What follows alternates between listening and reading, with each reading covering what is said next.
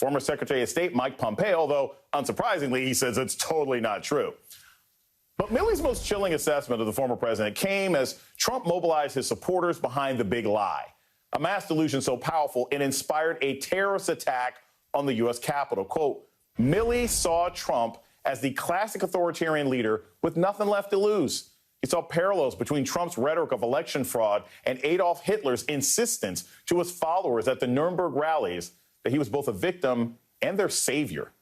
This is a Reichstag moment, Milley told aides, the gospel of the Fuhrer. Let that sink in for a second. That's how serious this was in January, that Donald Trump posed such a threat to this country at that particular moment that the top brass in the American military not only recognized, thankfully, but actually had to take steps to prevent a coup. Yet, despite the gravity of that news, the Republican Party continues to pledge loyalty to the former president and coup instigator.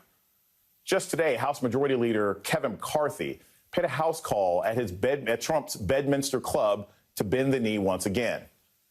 Meanwhile, in his reaction to the story today, Trump himself seemed confused by the reporting. He said, if I was going to do a coup, one of the last people I would want to do it with is General Mark Milley. Of course, it's not really what the book says. Milley was intent on preventing a coup, not joining one. Speaking of joining me now is Congressman Eric Swalwell of California, author of Endgame, Inside the Impeachments of Donald J. Trump, and Miles Taylor, former Department of Homeland Security Chief of Staff and co-founder of the Renew America movement. I will begin with you, Congressman Swalwell. As a member of Congress, I don't think we can be reminded enough of how dangerous and how precipitous our potential loss of this country was back in January. With these new quotes coming out of this book, does this make you look any differently to that time? Are you even more frightened thinking about how close we were? Or is this just par for the course and you realize now, hey, look, I knew this was that dangerous 6 months ago. I'm glad now the rest of the public's picking it up. Well, Jason, I would actually say it's not how close did we come. We actually crossed that Rubicon, and for the first time ever in our country's history, we did not have a peaceful transition of power. Look, I don't look at this book and say, these people who spoke up were heroes. Your other guest, Miles Taylor, he spoke up when it was a great political risk to do so. People like Alexander Vindman and Masha Yovanovitch and Fiona Hill, they spoke up to help stop the Ukrainians from putting dirt on Donald Trump's political opponent when Donald Trump was asking them to do this. This is coming out after the act. And I just happen to think that had these people spoken up before the January 6th insurrection, maybe Officer Sicknick would be alive today. Maybe hundreds of officers who were injured would not have been injured, and maybe we would have had a peaceful transition of power. Mr. Taylor, this going along with what Congressman Swalwell just said, all of these people in this book now who are saying, oh, my gosh, this is so bad, it's so terrible. None of these people were willing to speak up. None of them said anything that mattered, right? They're all the person that comes to you after you've been dressed down by your boss and comes to your office afterwards like, oh, my gosh, that was so terrible. You didn't say anything during the staff meeting. So when you hear these people now revealing in a book how dangerous they thought things were, does it inspire you? Does it make you think, OK, cool, our system somewhat worked? Or does it remind you of what feckless cowards we had in our government who were only willing to do something and admit that they were doing something to keep us safe after the fact?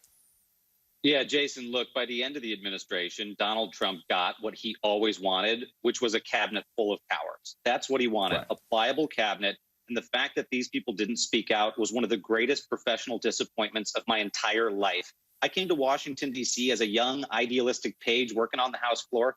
Eric remembers where the page desk used to be. That same desk was used to blockade the chamber to keep insurrectionists from coming in. I was inspired to come work in Washington. I have seen my heroes all die moral deaths in this town because they lacked the courage to speak out.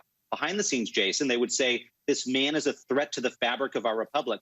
And then they didn't do anything. No one has to play the violin for me. But look, it cost me my job, my personal relationships, my home, my personal savings, and my security to speak out against the guy. Guess what? Damn it. I would do it again if we got the same result. And I wish more of those cabinet secretaries had done it. Now, I will say one thing about what General Milley said, and I hate to be the annoying guy who's going to say, well, if you read my book, I titled my book A Warning for a reason. It was a year before the election, and I said in that book, if Donald Trump loses re-election, He will deny that he lost, and it will lead to violence. This was foreseeable, and it's not hyperbole to say this man implemented Nazi-like policies and had Nazi-like tendencies. We saw it up close. He was an authoritarian. He loved authoritarians. And in Oval Office meetings with me, he would talk about his magical powers like the Insurrection Act that he wanted to use to do extraordinary things. True story, Jason. He told us at one point he wanted to use the Insurrection Act to seal the U.S. southern border because it was a powerful tool. This was in his mind in year one of his administration. I have no doubt that he considered a coup.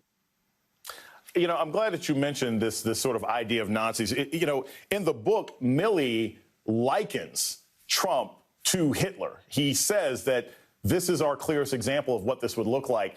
Congressman Swalwell, I'll tell you this little anecdote, and I want you to understand, I want your sort of perspective on this, of how dangerous Trump was. I spent time abroad right before the 2016 election in Germany, and I actually had members of the press there tell me that America was not taking the threat of Donald Trump that seriously. I remember actually saying to a reporter, I don't even know if this guy is going to win. They said, you sounded like just like we did in 1933.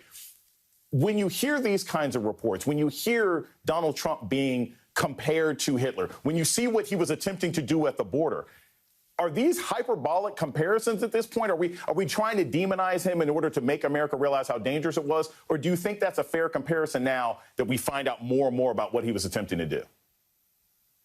Well, Jason, I'd actually fast forward and look at democracies that have died in the past decade, you know, whether it's the Philippines, Turkey, Hungary, Hong Kong, and then, of course, Russia, you know, continues to slide farther and farther into being an autocracy.